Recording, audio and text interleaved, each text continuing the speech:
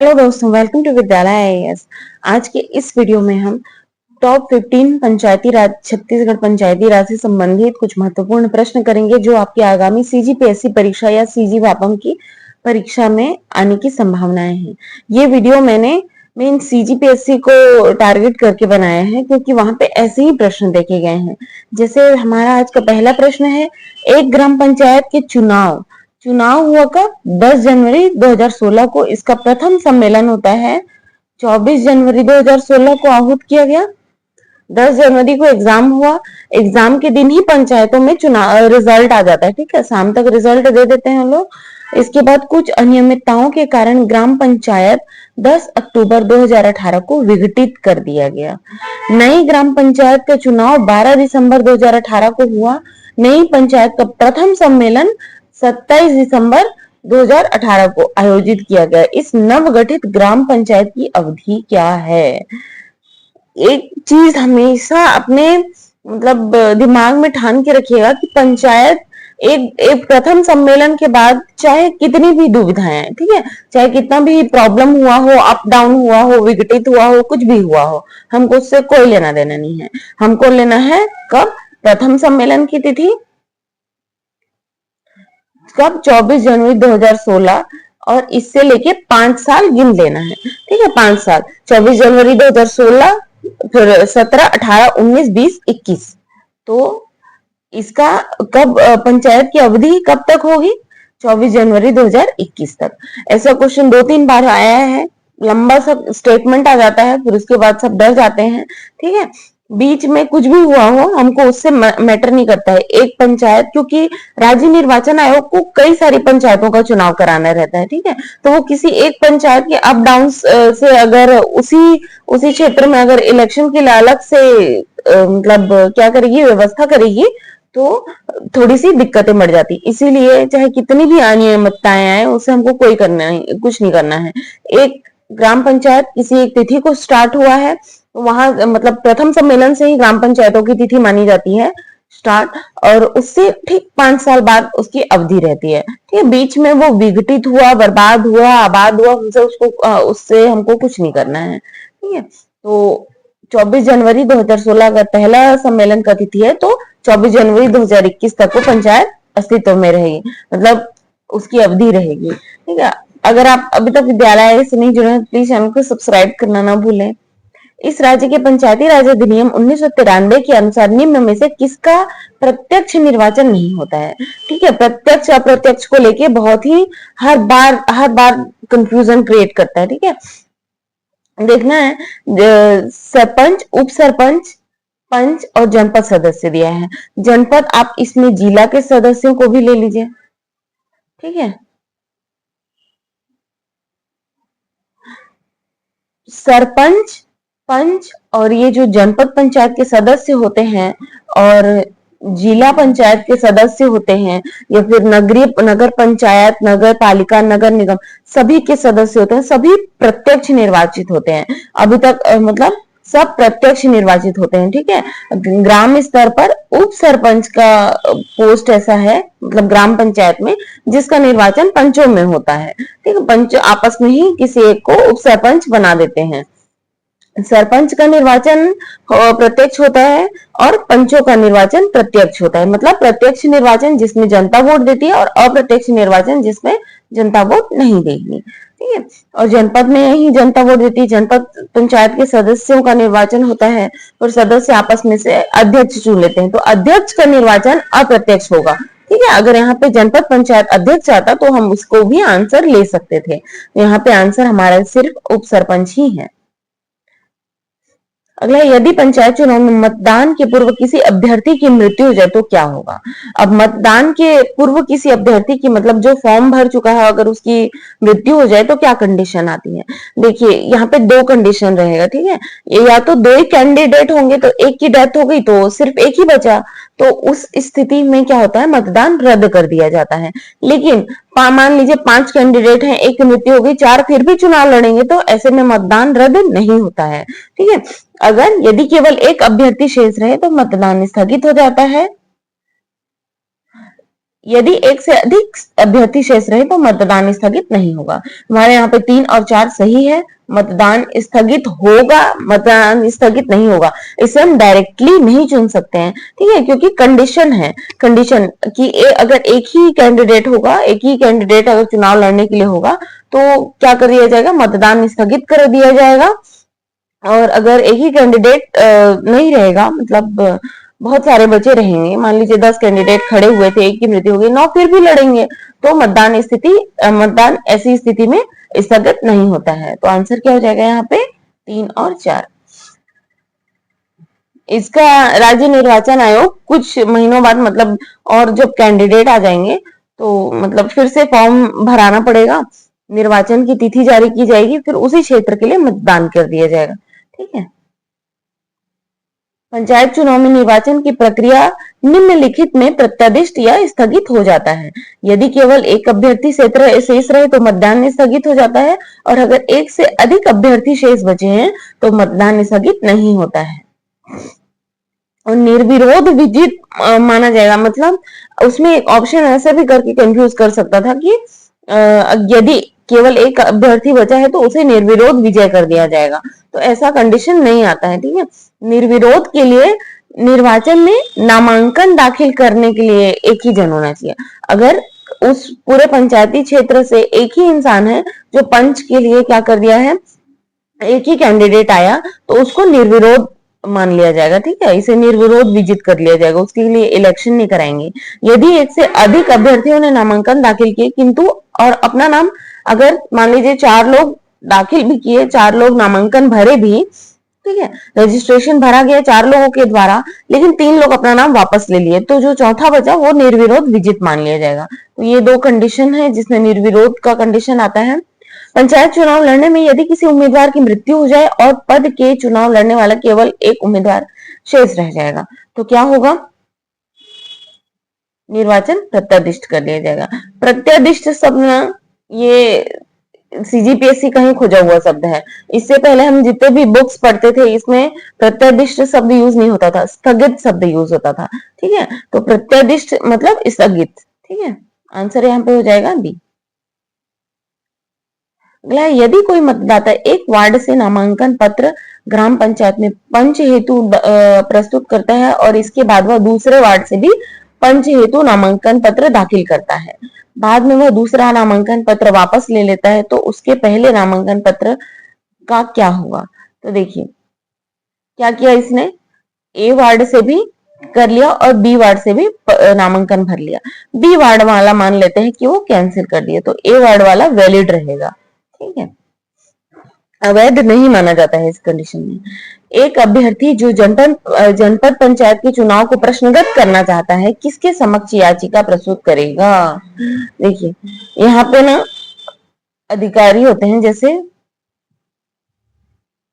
अगर ये वाला चुनाव, अगर चुनाव को प्रश्नगत करना है तो अगर ग्राम पंचायत वाले हैं तो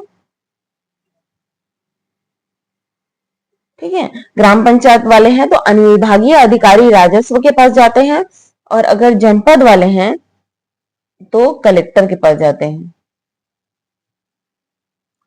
जनपद वाले हैं तो कलेक्टर के पास जाते हैं, और अगर जिला पंचायत वाले हैं तो वो सीधा संचालक पंचायत के पास जाते हैं, ठीक है, संचालक पंचायत, जिला पंचायत वाले, मतलब इनको अपने चुनाव को क्या करना है, प्रश्नगत करना है, उससे रिलेटेड सवाल पूछने हैं। और अगर याचिका खारिज कर दी जाती है तो अपीलीय अधिकारिता ना सीधा एक लेवल ऊपर होती है, फिर ग्राम पंचायत वाले कहाँ जाएंगे, कलेक्टर के पास जाएंगे, जनपद वाले संचालक पंचायत के पास जाएंगे, और जिला पंचायत वाले सीधा राज्य सरकार के पास जाएंगे, ठीक है।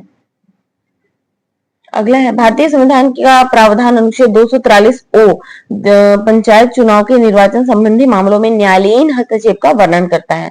हमने पढ़ा है, ठीक है, ABCDEFGH, तो वो क्या कहता है, 243 ओ न्यायालयीन हस्तक्षेप का वर्जन माना गया है पंचायत चुनाव में। क्यों माना गया है, क्योंकि यहाँ पे हर लेवल पे एक अधिकारियों को जिम्मेदार माना गया है, मतलब जिम्मेदार जैसे हर एक अधिकारी नियुक्त है कि ग्राम पंचायत का चुनाव अगर प्रश्नगत होना है तो वो अनुविभागीय अधिकारी एसडीओ रेवेन्यू होता है, वो एसडीओ रेवेन्यू, इसे आप एसडीओ रेवेन्यू, अनुविभागीय अधिकारी बहुत लंबा हो जाता है, ठीक है, एसडीओ रेवेन्यू होता है, पर एग्जाम में अनुविभागीय अधिकारी ही आएगा। जनपद पंचायत के मामले में कलेक्टर और जिला पंचायत के मामले में संचालक पंचायत, ठीक है। और वहीं पे अगर अपीलीय अधिकारिता लेनी है, मतलब अपील करना है, तो एक एक लेवल ऊपर चले जाएंगे। ग्राम पंचायत के मामले में फिर कलेक्टर के ग्राम पंचायत वाले कहाँ जाएंगे, कलेक्टर के पास जाएंगे। जिला पंचायत वाले जनपद वाले संचालक पंचायत के पास जाएंगे और जिला पंचायत वाले सीधा राज्य सरकार के पास जाएंगे। अगला है, सरपंच बनने के लिए निम्नांकित योग्यताओं में से कौन सा गलत है। सरपंच बनने के लिए योग्यताएं, आवेदक पंच होने की पात्रता रखता हो, ऐसा आवेदक जो संसद या विधानसभा का सदस्य न हो, ऐसा आवेदक किसी कोऑपरेटिव समिति का अध्यक्ष या उपाध्यक्ष न हो, ऐसे आवेदक की पंचायत में भू संपत्ति अवश्य हो। तो देखिए यहाँ पे कंडीशन रहता है कि वो पंच होने की योग्यता रखता है, बिल्कुल सही। संसद या विधानसभा का सदस्य वो न हो, ठीक है। कोई भी सांसद या विधायक पंचायत का चुनाव नहीं लड़ सकता है।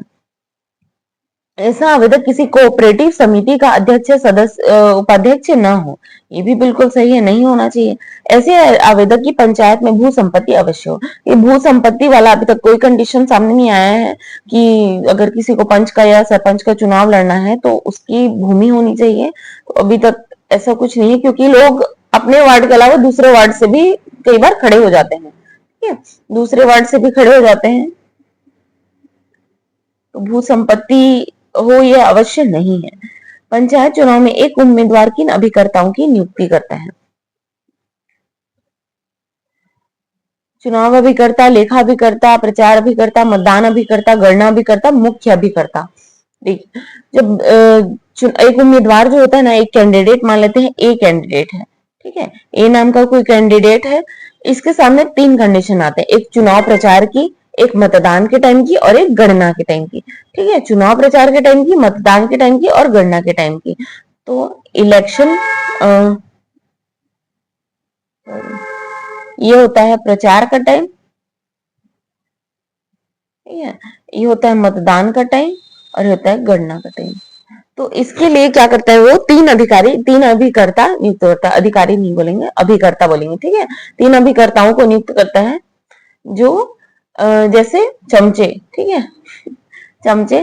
जो प्रचार के टाइम जो होता है वो चुनाव अभिकर्ता माना जाता है, चुनाव अभिकर्ता।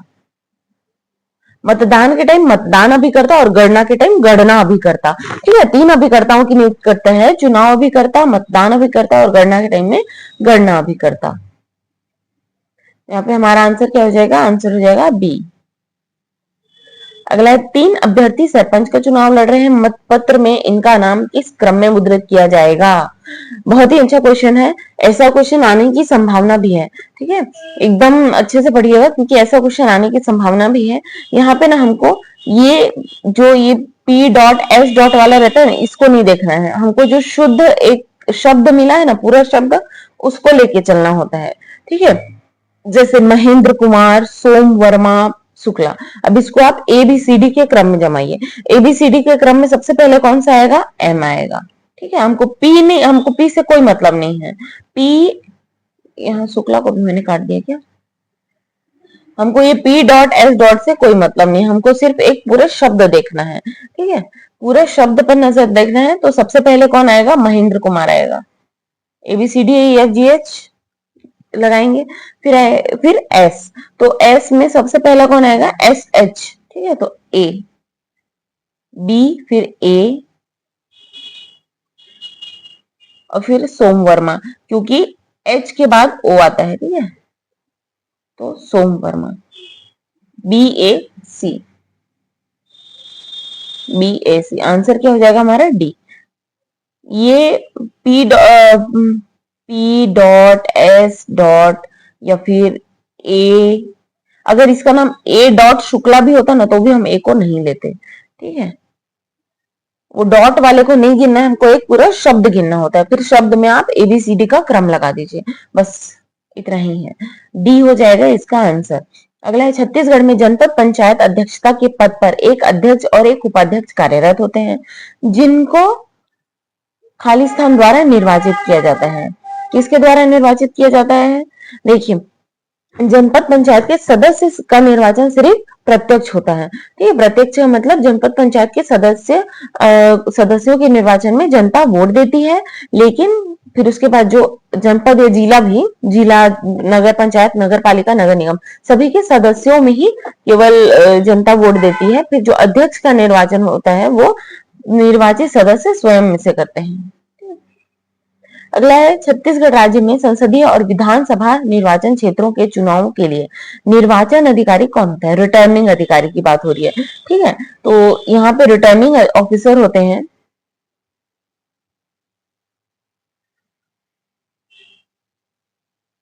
Returning officer,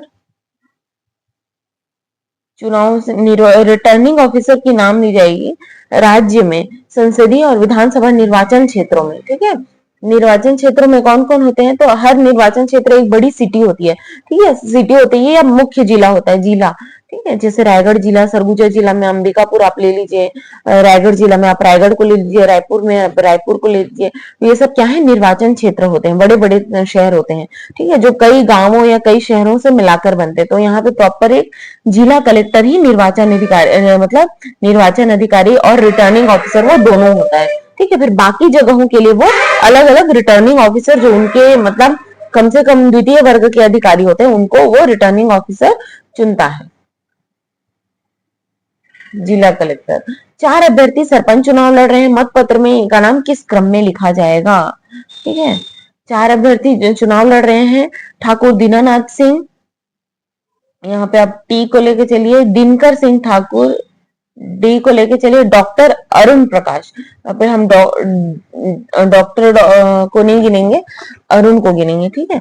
B L Prabhakar, तो इसमें आप पी को गिनेंगे, बी एल को नहीं गिनेंगे, बिल्कुल ऐसे करके काट देना यहाँ पे। हमारा सबसे पहले कौन आ जाएगा?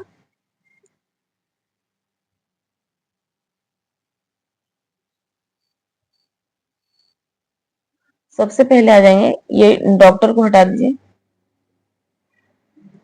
अरुण, ठीक है, अरुण, ए फॉर अरुण। फिर आ जाएंगे कौन? दिनकर सिंह ठाकुर, एक मिनट, ठाकुर दीनानाथ सिंह, यहाँ पे ठाकुर को नहीं लेना है, दीनानाथ सिंह को लेना है, एक प्रॉपर नाम को लेना है आपको, ठीक है, दिनकर। फिर आ जाएंगे दीना, दी ना, ठीक है। और यहाँ पे क्या है? दिन कर, तो यहाँ पे ए और के के लिए दीनानाथ जीत गया है, ठीक है। तो सबसे पहले आएंगे अरुण प्रकाश, फिर आएंगे दीनानाथ, मतलब डायरेक्ट काउंट करते हैं, पहले आएंगे अरुण प्रकाश, फिर आएंगे दीनानाथ, फिर आएंगे दिनकर, ठीक है, फिर लास्ट में आएंगे प्रभाकर। बी एल को नहीं गिनना है, तो लास्ट में प्रभाकर, सबसे पहले दीनानाथ, अरुण प्रकाश, फिर दीनानाथ, फिर दिनकर, आंसर हो जाएगा डी। जो नाम के पहले कुछ भी डॉट लग रहा है या फिर कोई संबोधन लग रहा है, देखिए यहाँ पे जो ठाकुर है ये सरनेम के रूप में लगा हुआ है, और यहाँ पे ठाकुर एक संबोधन के रूप में लगा हुआ है, ठीक है, ठाकुर दीनानाथ सिंह, तो हमको दीनानाथ सिंह को नाम मानना है। पंचायती राज संस्थाओं के निर्वाचन के संचालन के लिए नियम बनाने का अधिकार किसे है? नियम बनाने का अधिकार किसे होता है? अधिकार होता है, नियम तो राज्य सरकार ही बनाती है, लेकिन परामर्श लेती है राज्य निर्वाचन आयोग का। पंचायती राज संस्थाओं के निर्वाचन के संचालन के नियम राज्य सरकार के नाम से बनते हैं, लेकिन निर्वाचन आयोग परामर्श देती है, मतलब निर्वाचन आयोग ही सिफारिश देती है, राज्य सरकार का बस ठप्पा लगता है। राज्य सरकार नियम बना रही है और निर्वाचन आयोग की सलाह ले रही है, क्यों? क्योंकि निर्वाचन संबंधी नियम बन रहे हैं। अगला है, छत्तीसगढ़ राज्य में प्रथम पंचायत चुनाव किस वर्ष आयोजित किए गए थे?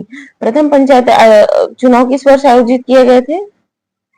2005 में, जनवरी 2005 में छत्तीसगढ़ में पहला निर्वाचन मतलब चुनाव किए गए थे, ठीक है। ग्राम पंचायत द्वारा सरपंच के विरुद्ध अविश्वास प्रस्ताव पारित हो गया है। सरपंच किसके समक्ष इसकी वैधता को चुनौती दे सकता है?